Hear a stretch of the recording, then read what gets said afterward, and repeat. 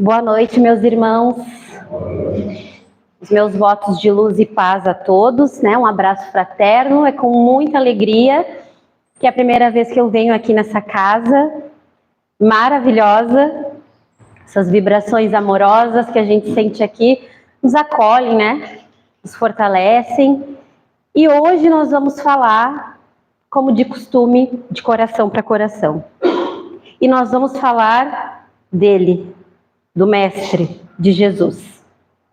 Ele que veio há 2000 anos, né, há mais de 2000 anos, e deixou seu legado, construiu uma história, nos ensinou e nos exemplificou tudo que nós precisávamos e precisamos saber para seguir as nossas vidas de uma maneira correta, digna, no caminho do bem, né? Se tem um ser digno e que manteve a dignidade, mesmo no instante da cruz, aonde qualquer um de nós entraria em desespero, mas ele ali, ao meu ver, foi o maior ensinamento dele, né?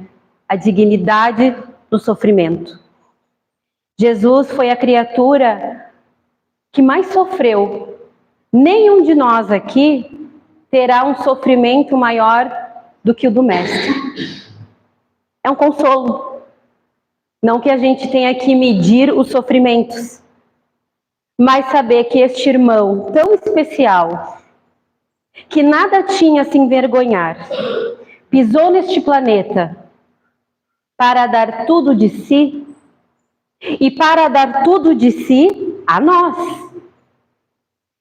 Porque foi para nós que ele se doou, que ele se dedicou. E a maneira com que Jesus terminou, nós falamos muito em injustiça, porque o que acontece comigo é injusto, porque esse problema que está acontecendo comigo é injusto. Com ele. E o que ele passou foi justo? Então, no decorrer das nossas reflexões, a gente vai entender melhor o porquê das dificuldades, dos equívocos, das vicissitudes, dos problemas que a gente enfrenta. E uma postura digna e praticamente agradecendo as dificuldades que batem na nossa porta, como medidas de redenção, porque a dor ensina. A dor é um instrumento ainda pedagógico que nós necessitamos pelas nossas próprias escolhas. Mas aí, de contrapartida, nós temos o Mestre, que foi tão importante que até mesmo o calendário se modifica entre antes dele e depois. Porque depois que ele pisou aqui, nada mais foi igual. E que todos aqueles que tiveram um encontro com Cristo não conseguiram mais continuar sendo a mesma pessoa. E se nós verdadeiramente quisermos encontrar com Ele, nós também não iremos continuar mais sendo as mesmas pessoas. E nós iniciamos então o nosso assunto lá no Livro dos Espíritos, né? A primeira obra básica da doutrina, onde Kardec pergunta aos espíritos, né? E os espíritos respondem a Allan Kardec. E lá na questão 625, Kardec faz a seguinte pergunta: qual é o tipo perfeito, mais perfeito, que Deus tem oferecido ao homem para lhe servir de guia e modelo? E os espíritos, em uma só palavra, respondem que este guia e este modelo é Jesus. Jesus. E Jesus. Não tem outro. Então, se ele é o nosso guia e é o nosso modelo, nós já começamos a entender de quem nós estamos falando, do nível de iluminação desse ser, que precisou, e há obras que nos trazem mais de 1000 anos de preparação. Se eu não me engano, a obra Caminho da Luz traz essa informação.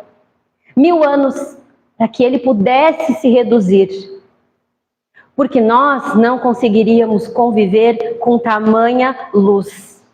Então ele se apequena para estar conosco, já dando uma prova de amor. Ele quis estar aqui e ele fez por amor, e por amor segue fazendo, porque é o governador espiritual do nosso planeta.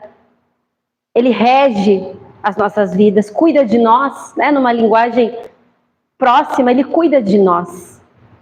Ele nos protege, ele nos acolhe. Não há nada que nós tenhamos que nos envergonhar para expor para Jesus. Nós não precisamos ter medo, nós não precisamos ter dedos, como se diz, para chegar para esse irmão, porque ele nos conhece e nos conhece muito mais do que nós mesmos. Então, sabendo que ele é o nosso guia e modelo, eu trago algumas informações para a gente introduzir o nosso assunto. Jesus viveu, meus irmãos, alguns devem saber, outros não sei, por 33 anos. E apenas 3 anos de vida pública. Fez sermões e nos falou através das suas parábolas tão divinas, numa linguagem acessível para que as pessoas daquela época pudessem ter o entendimento e a compreensão daquilo que ele queria dizer. Ele modifica a história da humanidade completamente. Nada mais é igual depois que Jesus pisou aqui. E ele é o porta-voz do planeta. Ele é o governador espiritual. Então, quando a gente fala de Jesus, para que a gente comece a entender a grandeza dele, vamos esquecer terra, vamos esquecer religião. Para a gente começar a pensar e entender o que foi Jesus e o que é, a gente começa a pensar do sistema solar para cima. As galáxias, no universo. A gente consegue ter a dimensão do que é o Cristo. Porque ele traz para nós que há muitas moradas na casa do Pai. Só que a gente só pensa nessa morada aqui. A gente esquece que há muitas moradas na casa do Pai. Que nós estamos falando de uma dimensão que hoje talvez nós não tenhamos condição de compreensão. Jesus é maior que isso. Para a gente entender. O que para nós é um futuro, para Jesus já é primitivo.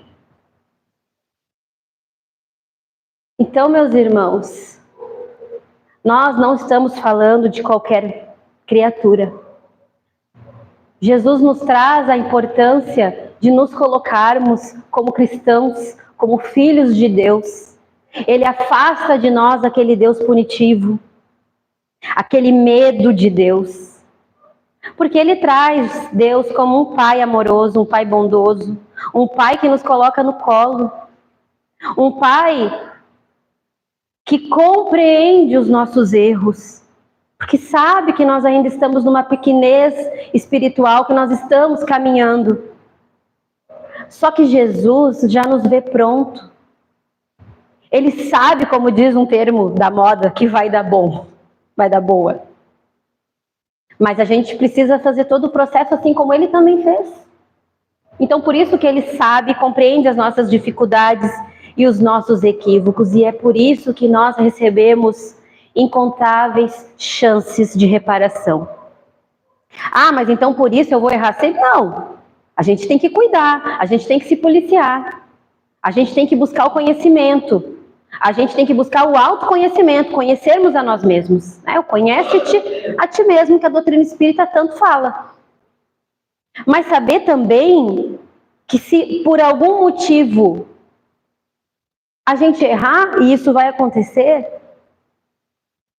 nós não vamos ser como ele, que não errou, que jamais errou, mas que passou por todo um calvário de dor. Não, nós vamos ser abraçados por esse irmão e com certeza será nos dado uma nova chance. E quando nós nos colocamos como cristão, quando nós queremos seguir Jesus e a sua doutrina de amor, meus irmãos, nós temos que saber que nós não vamos ter uma vida de facilidades. Ah, porque eu sigo... Não! Talvez se torne mais difícil ainda. Chico Xavier, né, o nosso querido Chico, teve uma vida de facilidades? Não teve, né? Uma criatura que foi todo amor, nasceu em extrema pobreza, perde a mãe muito cedo, onde a criança precisa dos cuidados maternos. A sua saúde, ele tinha várias enfermidades, passou pelos maus tratos de uma madrasta cruel. Uma mediunidade que na época era totalmente incompreendida. Chico desistiu? Não. Deixou um legado que a maioria de nós deve conhecer, né? Consolou quantas milhares e milhares de mães através de suas cartas. Fora toda a parte assistencial de caridade que Chico proporcionava. Visitas em presídios, em asilos, em orfanatos. Nas madrugadas que ele saía à noite para prestar o socorro espiritual e material aos irmãos esquecidos nas ruas. Irmã Dulce, que criou o maior hospital do Nordeste, não sei se ainda é, do Brasil, público. E começou num galinheiro. Seguiu os passos de Jesus, sabia que estava sendo amparada pelo Mestre e que ele lhe daria a força para que ela continuasse sua obra.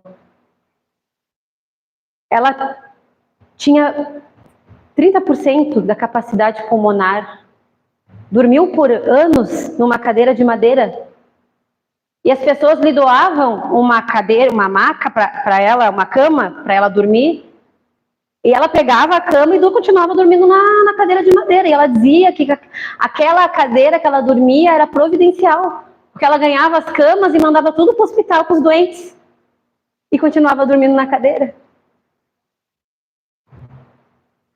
E as pessoas que conviveram contam que quando a irmã Dulce estava na sua obra, estava no seu hospital, estava ajudando os doentes, ela crescia. Ficava com 2 metros de altura, como ela tinha menos de 1,5 metro. É a força do amparo espiritual que quem conhece Jesus possui. E nós também possuímos. Só precisamos encontrar.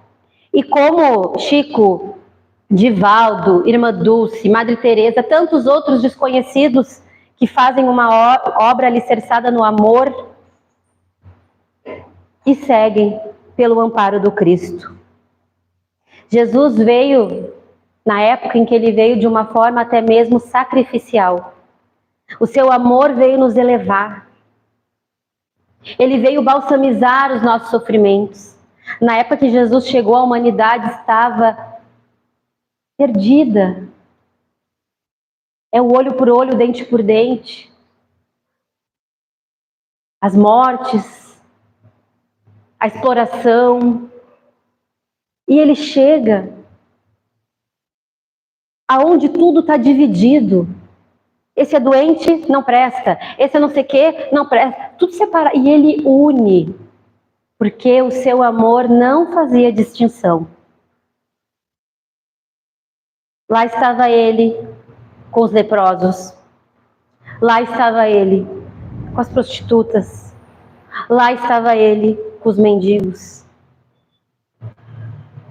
Ele não tinha casa. E nem a casa de seus pais ele tinha como dele. Roupas, só que andava. É rei e a única coroa que recebeu foi a de espinhos. E nós muitas vezes queremos e exigimos, num materialismo exagerado, Queremos isso, queremos aquilo, trabalhamos, porque temos que trocar o carro, porque temos que trocar o celular, porque É errado? Lógico que não. Mas essa balança está certa?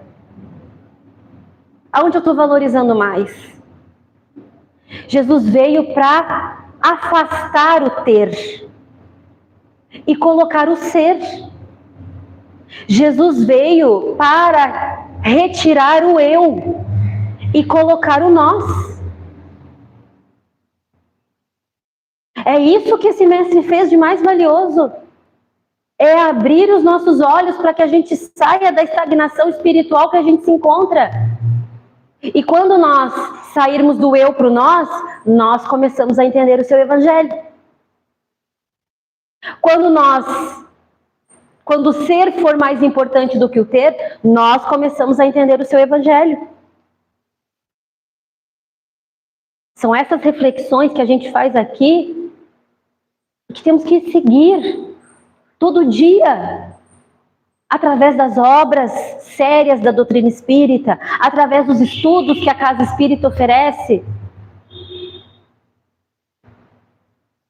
A internet, que está recheada de materiais maravilhosos, mas muitas vezes nós procuramos na internet só o materialismo que aprisiona e castiga.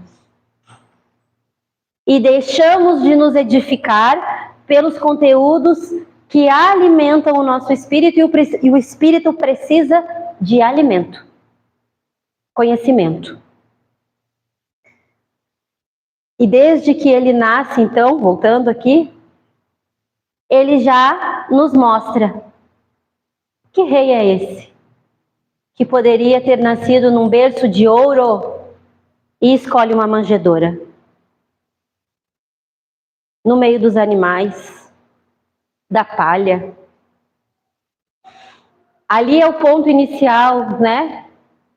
O ministério de Jesus, ele já se inicia antes mesmo dele nascer. Mas ali no nascimento é o ponto inicial da lição salvadora que ele veio nos deixar. Nos dizendo que a humildade é a chave para todas as virtudes, ela é a inicial.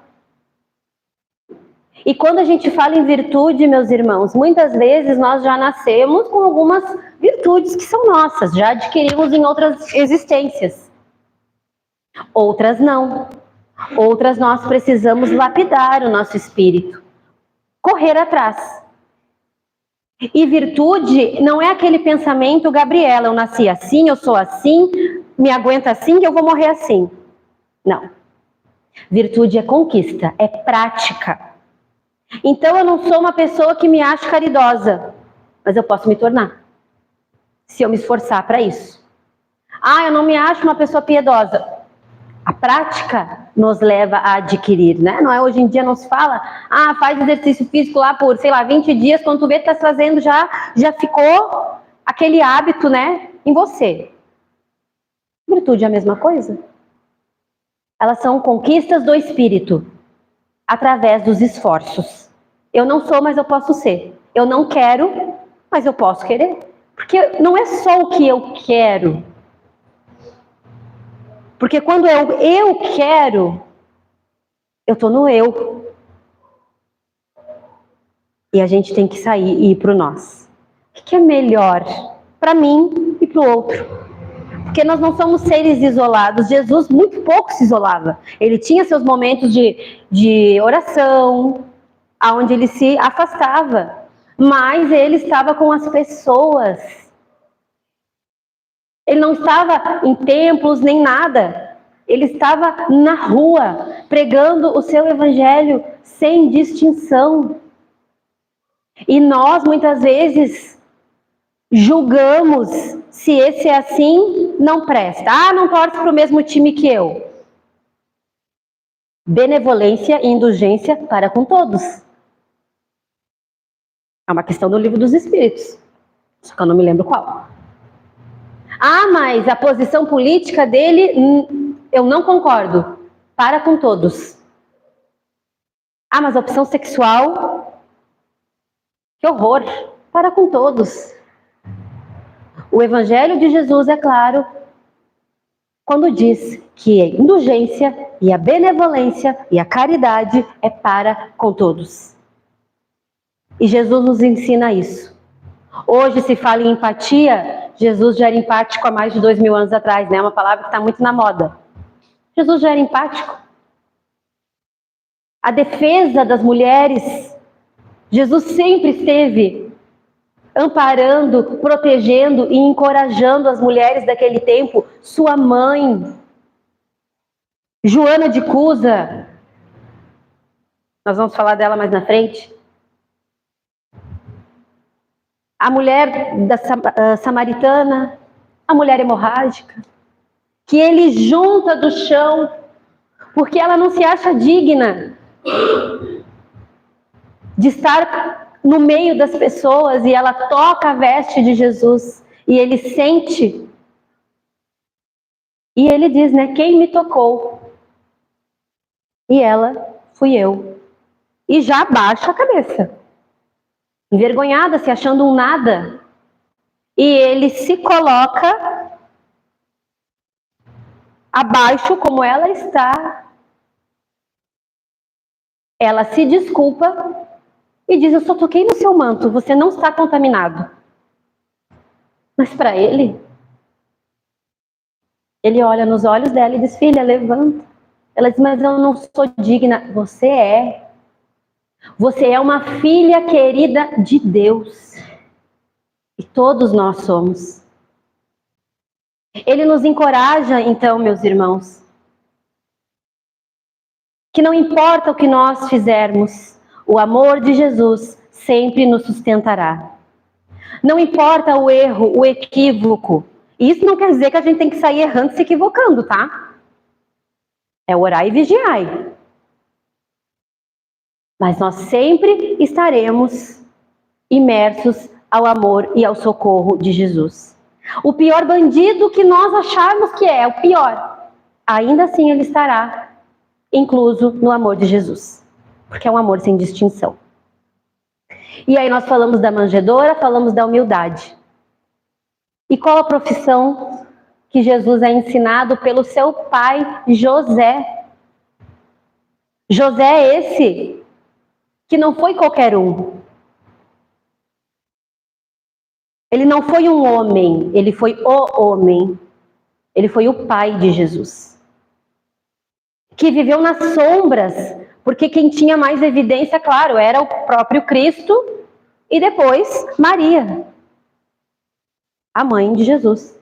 Mas sem José, eles não chegariam a um lugar seguro para que Maria pudesse ter Jesus. Sem José, eles não teriam tido a proteção e o amparo que receberam. José era um espírito de alta envergadura.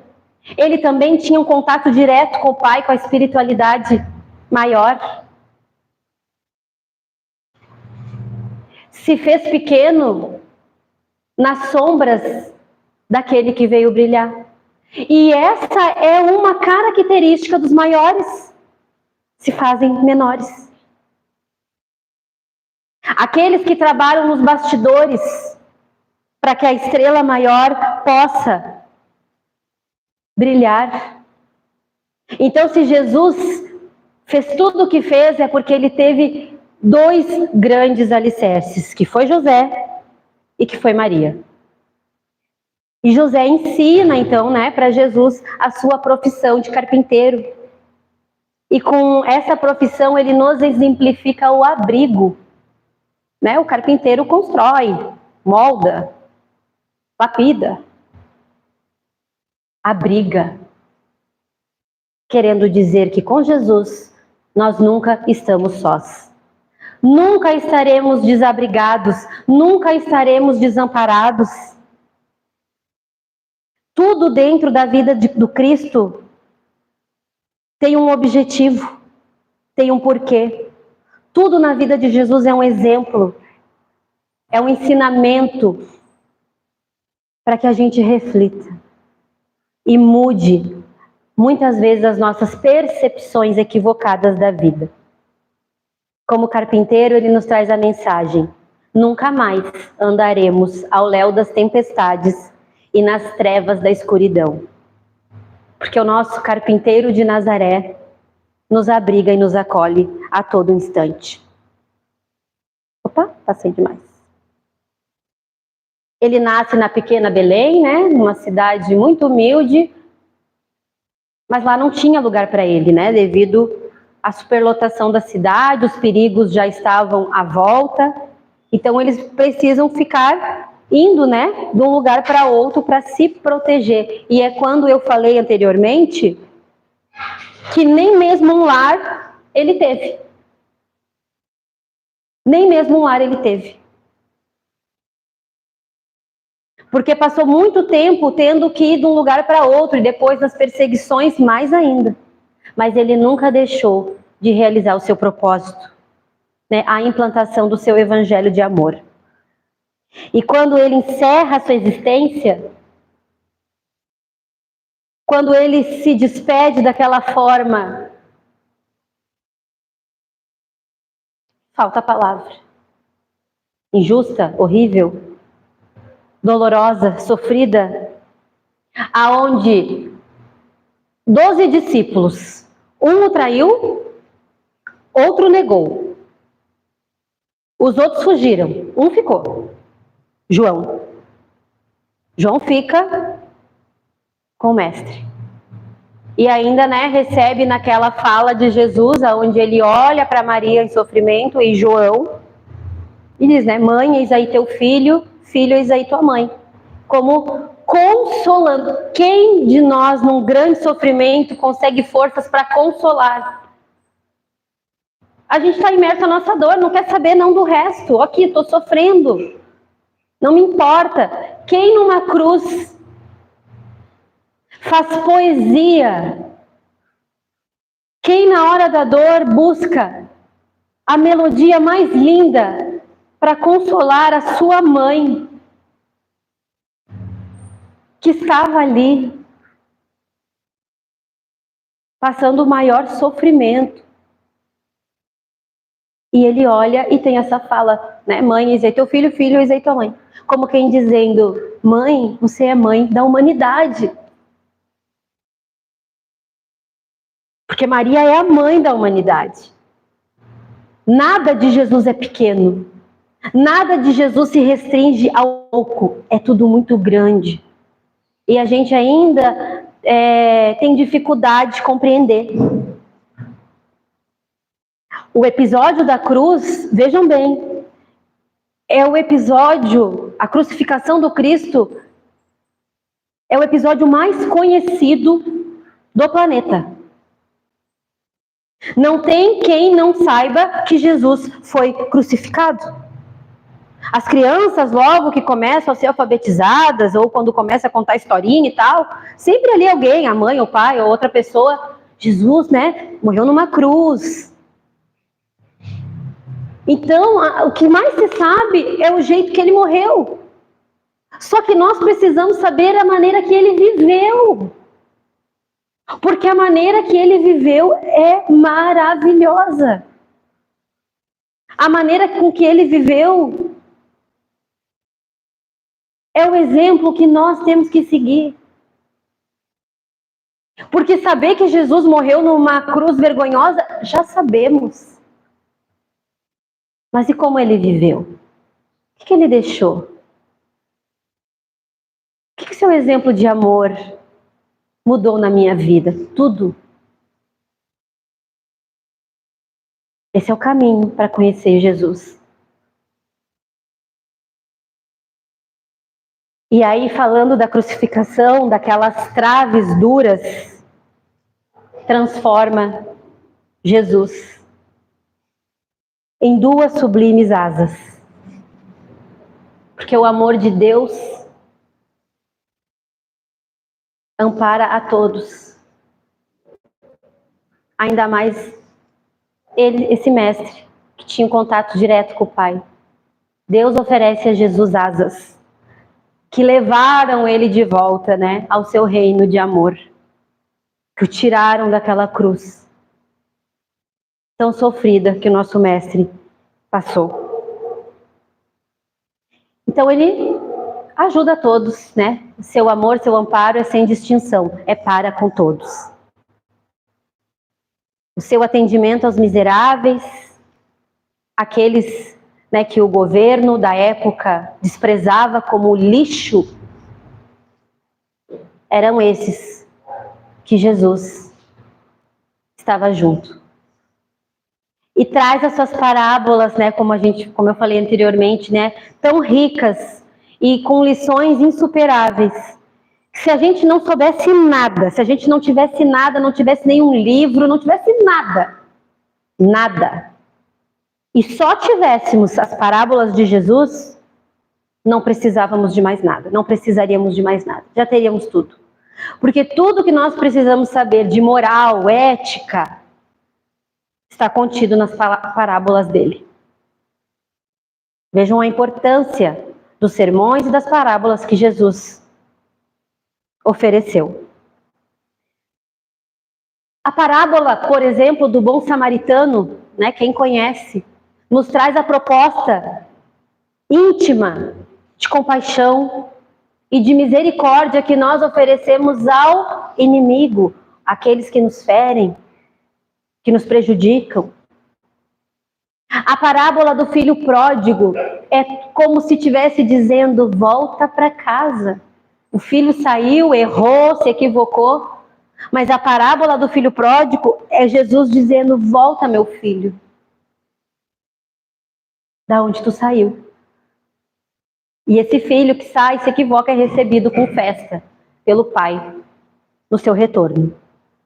É o ensinamento superior sobre arrependimento e chance de reabilitação para todos que necessitam. Olha como nós temos sempre chances. A parábola da figueira que secou, convite para que a gente se renda na produtividade, ao bem, que a gente produza. E que nós somos os maiores beneficiados, né? Ele trouxe chuva de misericórdia para as inquietações daquele povo, que eram muitas, muito sofrimento. E que ainda continua, né? De uma outra forma, porque, claro, o quadro vai mudando, as coisas vão evoluindo, mas nosso planeta ainda passa, né, por duros sofrimentos, muita dor. Ainda estamos sendo contaminados pelas grandes chagas da humanidade, né? O egoísmo, o ódio, fora o materialismo. Eu quero. Nós ainda passamos por esse processo, mas um dia nós teremos os nossos olhos abertos, o véu cairá e nós mudaremos então essa condição. O perfume do seu amor impregna, sem aguardar nada em troca. Ele foi o amor que não seria amado. E por mais que ele fizesse tudo por todos, ainda assim recebeu a cruz. E nós, quando a gente faz um favor para alguém, quando a gente ajuda alguém, quando a gente oferece alguma coisa para uma pessoa, a gente oferece com aquela vírgula, né? Vou te ajudar, mas assim, ó, você fez errado. Vou te ajudar, mas essa tua atitude eu não gostei. Quem ajuda, ajuda e ponto. Ajuda e ponto final. Porque o único que podia nos julgar nos amou. A nós não cabe o direito de julgar. Um conselho que Jesus dava, né? Muito, era aquela frase que ele dizia: não voltes a pecar. Não voltes a pecar. Claro, a gente erra, é ajudado, vai fazer de novo? Não, a gente procura não fazer mais. Até porque nem sempre nós teremos ali as pessoas nos ajudando o tempo todo. Porque às vezes a fonte seca e não tem o que fazer. Mas o julgar não nos cabe. Porque, repito, o único que podia nos julgar não o fez. E aí ele faz a escolha, quando ele inicia seu ministério, os seus apóstolos, né? Daqueles homens que iriam estar com ele na divulgação da Boa Nova. E ele escolhe os ricos? Ele escolhe aqueles que tinham muitas posses, que eram importantes dentro da política, do governo, enfim, grandes comerciantes. Ele escolhe esses? Humildes pescadores, trabalhadores, criaturas como nós. Claro que eles tinham uma elevação espiritual muito grande, mas passaram também pelo véu do esquecimento, como nós também passamos. Mas Jesus não escolheu homens como ele. Jesus escolheu homens como nós, com imperfeições, com dificuldades morais. Jesus andou com Judas e Judas o traiu. E ele, todo amor, não conseguia se reportar a Judas se não fosse o chamando de amigo. Quem de nós vai chamar de amigo uma pessoa que no seu, até podemos chamar, mas nosso coração daquele jeito, né? Aquele rancor, ressentimento, mágoa. Não com o coração limpo de Jesus. Ele conseguiu chamar um traidor de amigo em toda a sua verdade. Então ele convoca esses homens que são parecidos conosco e não com ele. E com toda a paciência do mundo, ele dá oportunidade a essas criaturas de se melhorarem, levando o seu evangelho, né, espalhando a boa nova, nos indicando que o trabalho, a caridade é um caminho da salvação. Fora da caridade não há salvação. Lá no capítulo 15 do Evangelho segundo o Espiritismo. O meio do Evangelho, o capítulo do meio, abriu o Evangelho no meio e está lá. Fora da caridade não há salvação. Nos dizendo que ela é o pilar para que a gente possa dar andamento ao nosso processo de renovação, de melhoramento e evolução espiritual. E a mensagem que os apóstolos nos trazem é qual? Confiança. Confiar. Imagina que Jesus chega para eles e diz: segue-me. Muitos nem conheciam Jesus. Como assim, segue-me? Vem comigo. Só que, claro, num encontro com Jesus, a gente imagina a energia, a percepção. Eles sabiam que estavam em segurança, né? Mas imagina hoje uma pessoa chegar para nós e segue-me. A gente vai? Você tá louco. Mas os discípulos de Jesus, aqueles 12, eles deram esse ensinamento para nós, né? Confiar, sem questionar. Nenhum deles questionou Jesus. Eles confiaram. Por isso, meus irmãos, muitas vezes nós nos encontramos numa confusão muito grande, com problemas, que a gente falta o ar às vezes, né? A gente não consegue nem respirar. Confia. Ah, mas eu tive uma perda financeira muito grande. Confia. Ah, mas eu perdi o meu filho. Confia. Ah, mas eu me separei. Confia. Mas eu estou numa enfermidade muito grande. Confia. Confia. Porque o que nós não sabemos, Ele sabe. O que falta para nós, Ele tem para nos dar. O que a gente não conhece, Ele já conhece há muito tempo. Então confia. E confia sem questionar. Porque como dizem, né? Tem até uma música. Os planos de Deus são maiores que os meus. E sempre serão. E muitas vezes quando a gente não tem forças para levantar do chão, dependendo da situação que a gente se encontra, é nessa hora que Ele nos dá asas para voar. E se a gente souber, a gente voa. E a gente supera. E Ele faz, então, há 2000 anos atrás, Ele faz o convite, né, do vinde a mim, todos vós que sofreis, que estão sobrecarregados, e eu vos aliviarei. Tomai sobre vós o meu jugo e aprende de mim, que sou manso e humilde de coração. E encontrareis o repouso para vossas almas, porque comigo todo jugo é suave, todo fardo é leve. Ele nos convida, vinde a mim. Há 2000 anos Jesus faz esse convite. Ele nos oferece o consolo. Mas não o consolo, porque eu não consegui comprar o iPhone lá que eu queria. Não é esse consolo. O consolo dele é das coisas eternas e não das coisas efêmeras, passageiras. O consolo dele é para a eternidade, não é para o que fica aqui. Então nós precisamos refletir sobre isso. E o amor é a única saída que nós temos. Todas as outras a gente já tentou. Violência, guerra, desprezo, separação, orgulho.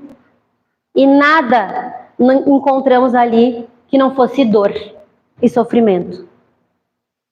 A única saída que nos resta é o amor. Ela é a porta, né, que Jesus deixou aberta para que a gente entre e não retorne mais para trás. E quando eu digo que quem se encontra com Jesus não permanece a mesma pessoa, Paulo de Tarso, aquele que foi a maior regeneração vista numa mesma vida, né? De perseguidor, ele passa a defensor, né? E ele tem um encontro com Jesus lá na estrada de Damasco. Jesus já tinha desencarnado, né? E ele então aparece para Paulo e pergunta: Saulo, Saulo, porque antes o nome dele era Saulo, depois ele muda para Paulo. Por que me persegues? Por que me persegues? E depois dessa aparição, Paulo não é mais o mesmo. Porque a luz, o amor da fala de Jesus, do seu olhar, cega Paulo. Ele fica cego por um tempo. Porque não aguentou a luminosidade do Cristo. Paulo, então, se encontra com Jesus. É preciso que Jesus nasça dentro de cada um de nós. Para Paulo, Jesus nasceu no encontro na estrada de Damasco. Para Joana de Cusa, aquela que foi incendiada numa fogueira, aonde as pessoas gritavam: nega, nega, nega Jesus, nega o mestre. E o seu filho também estava com ela, também foi morto. E ele pede que ela negue Jesus para eles se livrarem, né, daquilo ali. E ela não nega. Ela não nega Jesus. E quando o soldado vem com a tocha ali, acende o fogo, ele diz a ela: esse Cristo só te ensinou a morrer? E ela diz a ele: não, ele me ensinou também a te amar. Já sobre o fogo. Jesus nasce para Joana de Cusa. Para a mulher hemorrágica, Jesus nasce no dia que ela toca as vestes e a hemorragia cessa. E o mestre diz a ela, né: tem de bom ânimo, filha, tua fé te salvou. Nasce para a mulher hemorrágica. Para Francisco de Assis, ele nasce quando Francisco entrega sua bolsa, suas roupas, seus pertences para seguir Jesus, incondicionalmente. Porque sabia que Jesus é fonte inesgotável de amor. Jesus nasce para Francisco de Assis. Para Judas, no instante que ele assiste o julgamento de Jesus, sua condenação, ele então compreende que Jesus estava acima de todos os tesouros terrenos, porque Judas, para quem procura conhecer, ele era uma criatura que pensava muito no lado financeiro, fora outras, né, situações. Então, nesse momento, Jesus nasce para Judas, quando ele percebe que Jesus está acima de qualquer dinheiro, de qualquer coisa material. E, finalmente, para Maria de Nazaré. A mãe responderia que Jesus nasce quando ele se esconde das estrelas,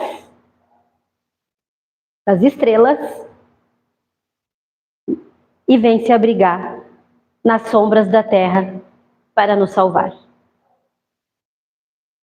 Ele se sai, porque ele é a própria estrela, e vem para as trevas aqui, né? O ambiente, para nos dar seu testemunho de amor. Quando Jesus vai nascer para nós? Ele vai nascer para nós no dia que, no nosso entendimento, iluminado pela graça divina, nós compreendermos que Deus é amor. Jesus vai nascer para nós. Ah, mas, repetindo, olha o que eu estou passando. Maior sofrimento, Deus é amor. Ah, mas eu perdi minha mãe, Deus é amor. Mas eu perdi meus bens, Deus é amor. Eu estou falido, Deus é amor. Não importa a circunstância, a situação, não importa o que estivermos enfrentando, Deus é e sempre será amor. E é isso que Jesus nos traz. Eu não estou enxergando a hora. Vou terminar. Então, meus irmãos, já vou também encerrando com duas mensagens para a gente refletir. A primeira diz assim: que o Mestre dos Mestres nos ensine que é nas falhas e nas lágrimas que se esculpe a sabedoria. Que o Mestre da sensibilidade nos ensine a contemplar as coisas simples e navegar nas águas da emoção. Que o Mestre da vida nos ensine a não ter medo de viver e que a gente consiga superar os momentos mais difíceis da nossa história. Que o Mestre do amor nos ensine que a vida é e sempre será o maior espetáculo do teatro da existência. Que o Mestre inesquecível nos ensine que os fracos julgam e desistem, enquanto os fortes compreendem e têm esperança. Nós não somos perfeitos. Decepções, frustrações, perdas sempre acontecerão. Mas Deus é o artesão do nosso espírito. Ele nos moldou a sua imagem e semelhança. Moldou o nosso espírito, a alma humana. Por isso não tenhamos medo. E lembremos que depois da mais longa noite surgirá o mais belo amanhecer. É só esperar. E eu finalizo então com um poema que diz assim: sendo eu um aprendiz, a vida já me ensinou que besta é quem vive triste, lembrando o que faltou, magoando a cicatriz, se esquece de ser feliz por tudo o que conquistou. Afinal, nem toda lágrima é dor, nem toda graça é sorriso, nem toda curva da vida tem uma placa de aviso. E nem sempre o que se perde é de fato um prejuízo. No meu ou no seu caminho, não são muito diferentes. Tem espinho, tem pedra, buraco, para mod atrasar a gente. Mas não desanime por nada, pois até uma topada empurra você para frente. Tantas vezes, o que parece ser o fim, no fundo, é um recomeço para a gente poder se levantar. É preciso sofrer algum tropeço. É a vida insistindo em nos cobrar. Uma conta que muitas vezes é difícil de pagar, mas não é impossível. Quase sempre por ter um alto preço. Acredite no poder da palavra desistir. Tire o D, coloque o R, que você terá resistir. Uma pequena mudança, às vezes, traz esperança e faz a gente seguir. Continue sendo forte. Tenha fé no Criador. Tenha fé também em você mesmo. E não tenha medo da dor. Siga em frente nessa caminhada. E saiba que a cruz mais pesada foi o Filho de Deus que carregou. Eu agradeço a oportunidade divina de estar com vocês, a espiritualidade, essa casa de amor que nos recebe e nos acolhe. Que assim seja.